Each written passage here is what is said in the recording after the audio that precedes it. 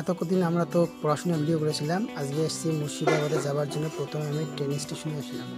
তো আমি পঞ্চগড়া পৌঁছে গেলাম। পঞ্চগড়া পৌঁছে আমি যাচ্ছি। তো যাওয়ার পথে এখানে পঞ্চগ্রামে একটি আছে প্রাথমিক বিদ্যালয়। তো সেখানে পৌঁছালাম। আমাদের কলেজের যে সামনে দেখা যাচ্ছে। তো এইটা ছিল পঞ্চগ্রামের প্রাথমিক বিদ্যালয়। এই দিক দিয়ে আমাদের কলেজ যেতে হয়। তো সামনে দেখা যাচ্ছে আমাদের Kazi Nazrul Islam teachers training college. এই মেঠো পথে আমাদের যেতে হয়। সবথেকে আনন্দজনক যে এখানকার পরিবেশটা যতটাই শুষ্ক, কিন্তু তার থেকে বেশি আনন্দের, কারণ এখানে এত গাছ সেটা না দেখলে কল্পনা করা যাবে না। মনে হচ্ছে যেন আমি চির সবুজ বাগানে চলে এসেছি। তো এই রাস্তা দিয়ে আসলাম। এখানকার যে বাড়িগুলো যেগুলো আছে সেগুলো বেশিরভাগই হচ্ছে কি আমাদের কাঁচা বাড়ি, অর্থাৎ মাটির বাড়ি তৈরি। আমাদের এদিকে যেমন টিনের বাড়ি থাকে, ওই দিকটাতে টিনের বাড়ি খুবই কম, নেই বললেই চলে। প্রধানত মাটির বাড়ি অথবা ইটের বাড়ি। তো এই যাওয়ার পথে কয়েকটা বাড়িতে শুধু ইটের বাড়ি দেখা যাচ্ছে, বাদ বাকি সব বাড়িতে তোমরা সামনে একটু এগিয়ে দেখতে পাবে শুধু কাঁচা বাড়ি। এটা একটা বিল্ডিং দেখা যাচ্ছে। আর এখানকার লোকজনের এতটা সহজ সরল জীবন, সেটা আমি কী বলবো, ভাষায় প্রকাশ করতে পারবো। খুবই সহজ সরলভাবে লোকজন জীবনযাপন করে। আর এখানকার ফসল বলতে ধানই সাধারণত বেশি দেখতে পেয়েছি আমরা। আর কী বলবো, এতটা সুন্দর জায়গা বলার কোনো ব্যবসা নেই।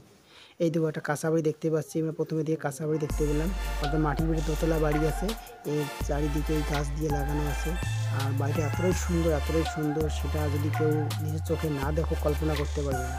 তো এই পথ দিয়ে আমার যেতে হবে। যাওয়ার পথে যতগুলো বাড়ি আমি পেয়েছি সবগুলোকেই তোলার চেষ্টা করেছি তোমাদেরকে একটু দেখানোর জন্য, কারণ পড়াশোনার ফাঁকে এই ভিডিও দেখলে আমাদের খুব ভালো লাগে। এই তো আরেকটা দোতলা বাড়ি আমরা দেখতেই পাচ্ছি। এখানে যে বাড়িগুলো আছে সেগুলো উপরটাই শুধু ছাউনির টিন দিয়ে তৈরি আর মাটি দিয়ে তৈরি। আর এখানকার প্রধান গাড়ি বলতে যদি আমরা বুঝি, ওরা গ্রাম ভাষায়, ওখানকার ভাষায় বলে টুকটুকি। আর আমাদের এখানে সাধারণত বলি ভটভটিয়ে সাধারণত বলা হয়, কিন্তু ওখানকার কি টুকটুকিয়ে বলা হয়। মুর্শিদাবাদের ভাষাটাকে টুকটুকিয়ে বলা হয়। এটা হচ্ছে একটা দোতলা বাড়ি।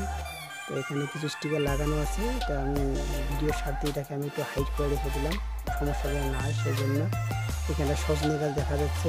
এই যে এগুলো হচ্ছে টালা, ঠিক আছে, টালি বলা হয়। এই টালিগুলো দিয়ে বাড়ি তৈরি করে আমাদের এখানে করে, কিন্তু বর্তমানে এখন নেই বললেই চলে। কিন্তু এইদিকে এখনও টালির বাড়ি এখনও আছে, আর মাটির বাড়ি আছে। আর খেজুর গাছ এখানে দুটো দেখা যাচ্ছে। বিশেষ করে তাল গাছ এখানে খুবই বেশি। এই যে একটা তাল গাছ, আমাদের যাওয়ার পথে এখানে একটা তাল গাছ আছে। মানে এতটাই তাল গাছ আছে সেটা ভাবনার বাইরে। তার মধ্যে এখানে তাল গাছ দেখা যাচ্ছে। খুব সুন্দর তাল গাছগুলো, এত সবুজ থাকে চারিদিকটাতে, কী বলবো আর, এত সুন্দর সবুজ দেখতেই পাচ্ছ তোমার সবাই। এই যে একটা মাটির ঘর, এখানে খড় দিয়ে ঢেকে রেখে দিয়েছে। আচ্ছা, এই যে আমাদের দোকান। আর এটা হচ্ছে একটা পুকুর। এই পুকুরটার মধ্যে যদিও জলগুলো নোংরা, কিন্তু পুকুরটা জল আমরা যতদিন গেছে জল দেখতে পাই। এই দোকানে যাচ্ছি, একটু দোকানে গিয়ে একটু আমার সাধারণত কেনাকাটা আছে, তো নিয়ে নিচ্ছি।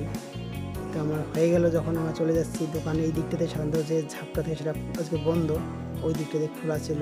এই যে একটা মাটির বাড়ি, তার উপরে দেখেন খড় দিয়ে কীভাবে চালা দিয়ে দিয়েছে, দারুণ সুন্দর। এদের উপরে সুন্দর সবুজ গাছ একদম সবুজে ভরপুর। এইখানে কিছু হাঁস দেখতে পেলাম, রাজহাঁস, আর যে চীনা হাঁস যেগুলো আছে সেগুলোকে দেখতে পেলাম। তো হাঁসগুলো সুন্দরভাবে এখানে আছে, তো একটু ভাবলাম তোমাদেরকে দেখাই। এখানে সাধারণত রাজহাঁসই কম দেখা যায়, কিন্তু চীনা হাঁসই বেশি দেখা যায়। দেশি হাঁস আমি এখনও দেখতে পাইনি, কিন্তু এই জায়গায় শুধুমাত্র হাঁস দেখতে পাওয়া যায়। আর এটা হচ্ছে একটা মসজিদ। এই তো চীনের বাড়ি, মাটির বাড়ি। এই তো মাটির বাড়ির মধ্যে শুধু ওরা ঘুটে রেখে দিয়েছে। এই দুটো আছে মসজিদ। এই মসজিদেই এখানকার লোকজনরা নামাজ পড়ে। আমি এসেছিলাম। তো এখানে একটা সুন্দর মসজিদটা, আমাদের এখানে মসজিদগুলো তো যদিও খুব একটা ভালো না, এখানে মসজিদ ভালো। এই তো একটা ঘরের মধ্যে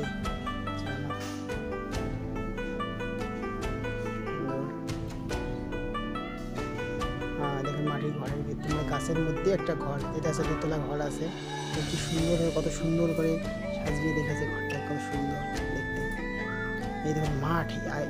তোমরা যদি দেখো কোনোদিনও এই মাঠগুলো যদি দেখো, তোমরা অবাক হয়ে যাবে। মানে যত দূর চোখ যাবে শুধু মাঠ আর মাঠ, মানে এখানে থামার কোনো নামে নেই।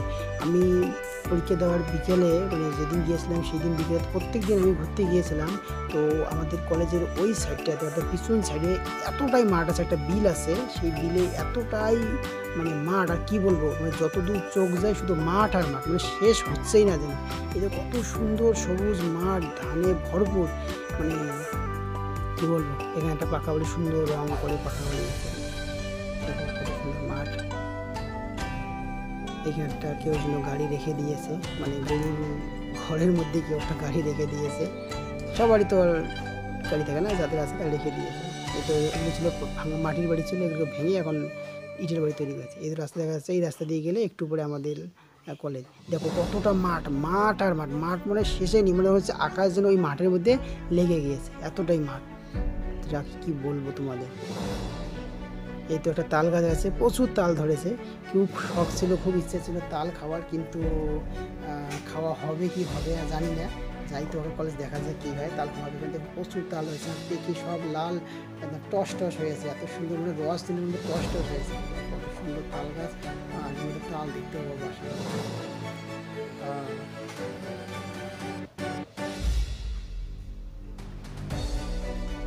এই তো তাল দেখা যাচ্ছে, এই তো সুন্দর তাল, দেখো কত সুন্দর তাল দেখা যাচ্ছে। উফ, ইস যদি খেতে পারে এত সুন্দর তাল, কি বলবো আর তোমাদের, মানে মন ভরে যায় দেখলে, ফল দেখলে। মানে এই তো আমাদের কলেজ, এই যে আমাদের যে জানলা দেখতে পাচ্ছ মাঝখানে জানলাটা, ওই ঘরেই সাধারণত আমাদের পড়ে যায় মাঝখানে জানলা, ওখানে থাকা হবে। আমাদের হোস্টেল রয়েছে, এটা হচ্ছে আমাদের কলেজের বাইরের দিকটা। এই কলেজেই আমাদের আর কি পরীক্ষা, মানে কলেজ এখান দিয়ে পড়তেছি আর পরীক্ষার সময় মজা হবে। দেখো কত সুন্দর মাঠ। সব দিকে ভালো কলেজটা যে চারিদিকটা খুব সবুজ যে ভরপুর, আর কলেজের পরিবেশটা বেশ ভালো সুন্দর, চারিদিকে গাছ। কলেজের ভিতরে তোমাদের যে বাড়ি দেখাবো, মানে এত সুন্দর বাগান লাগিয়ে রাখছে, সুন্দর, মানে ফলের বাগান, সবজির বাগান, দারুণ, যেটা আর কি না দেখলে বা না দেখালে তোমরা বুঝতে পারবে না কত সুন্দর সবুজ মাঠ, মানে সেটা কী বলবো। এই তো আমি কলেজে ঢুকে গেলাম। কলেজে মানে এন্ট্রি নিলাম, ফিস দেওয়ার পরে তারপর কলেজে যেতে হয়। তো কলেজে আসছি, এটা আমাদের যাওয়ার পথ। একটু অন্ধকার আছে, কারণ আমরা এখনও জ্বালানো হয়নি, লাইট দেয়নি এখনও। তো এই যে আমাদের যে গেট দেখতে পাচ্ছি, এটা হচ্ছে বয়েজ হোস্টেলের গেট। এখানে গার্লসদের প্রবেশ নিষেধ আছে। তো হোস্টেলে যাচ্ছি, সিঁড়ি দিয়ে যেতে হবে। আমাদের হোস্টেলে সাধারণত 3rd ফ্লোরে আছে, তাছাড়া গ্রাউন্ড ফ্লোরে আছে। এইদিকে আছে কলেজে একটা লাইব্রেরি আছে, ল্যাব আছে, যদি ওগুলো কী আছে নিয়ে আমরা একদিনে গিয়েছিলাম শুধু। এটা আছে আমাদের কলেজে হোস্টেলে যেতে হচ্ছে, একটু একটু ওই হাঁসফাঁস করে।